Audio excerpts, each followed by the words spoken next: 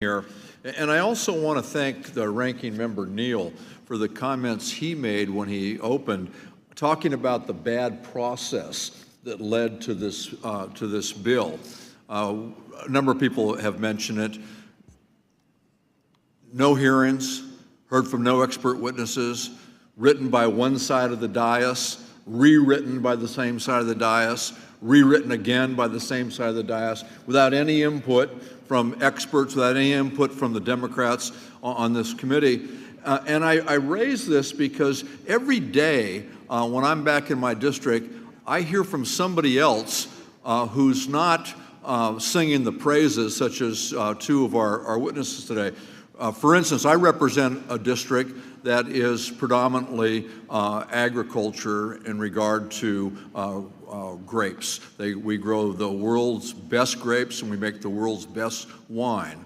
And just last weekend when I was home, I had a vintner come to me and he said, you know, this bill was supposed to be such a great help, but they took part of the bill that I had to help small vintners and small brewers, put it in this bill, but only part of it. No hearings, no experts. So what happens is small vintners who use a third-party warehouse to ship their wine are paying more because of this bill.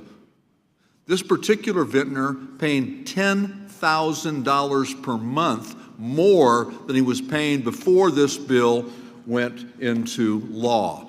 Just one of many examples as to what happens when you write bills in secret without having hearings and without hearing from experts. And I also want to thank the chairman for something he said in his opening statement, and that was that this is a tax cut bill. And he's spot on. This is a tax cut. It's not tax reform. And despite what some say, the Treasury Secretary in particular, we all know that tax cuts don't pay for themselves. We saw it in the early 80s, we saw it again in the young 2000s, and we just recently seen it in the state of Kansas. Tax reform should have made the tax code more fair and more efficient. Instead, the new law wasn't fair to middle and working class families, and exploding government debt isn't more efficient for anyone. The new tax law will add, and you've heard it today already, at least $2.3 trillion to the national debt. And if the interest rates keep going up, that number's going to grow as well. And CBO now estimates that the annual deficit will be $1 trillion. $1 trillion. Mr. Ratner, would you explain how these large increases to the debt become a drag on our nation's economy in the long run?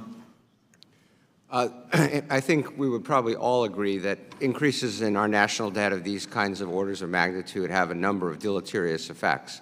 First, they push interest rates up. I would observe that yesterday, Treasury rates went up very sharply. They're to the highest level since, I think, 2014. That not only increases the cost of borrowing for the federal government, increases the cost of borrowing for private corporations whose debt is priced off of government paper. Secondly, it creates additional pressure on spending inside the budget to the extent anyone is actually trying to control the deficit. And most of and all of that spending pressure so far has been exerted on discretionary spending, as you know, which is in many ways important spending, whether it's military or non-military, to the health of our economy. And thirdly, and in my view, perhaps most importantly, it's a terrible intergenerational transfer. We are simply leaving for our children additional trillions of dollars of debt that at some point are going to have to be dealt with, or they're going to have to be very, very substantial cuts in benefits, including programs like Social Security and Medicare, in order to reckon with that. So when you cut taxes for the very rich and for corporations and pay for that by adding to the national debt, not a lot of help for families. That would be my view. I think that, let me say it this way. I don't disagree with the idea that if you allow expensing of equipment, more people are going to buy equipment. I don't disagree with the idea that if you lower corporate tax rates, some of that money will trickle down to employees. It's a question of cost versus benefit. Was it really worth $400 billion of business tax cuts, adding that much to the national debt? Are we going to get that much bang for our buck in terms of business investment and benefiting the average worker? And I think many of us have concerns about that. Thank you. Thank you. I recognize my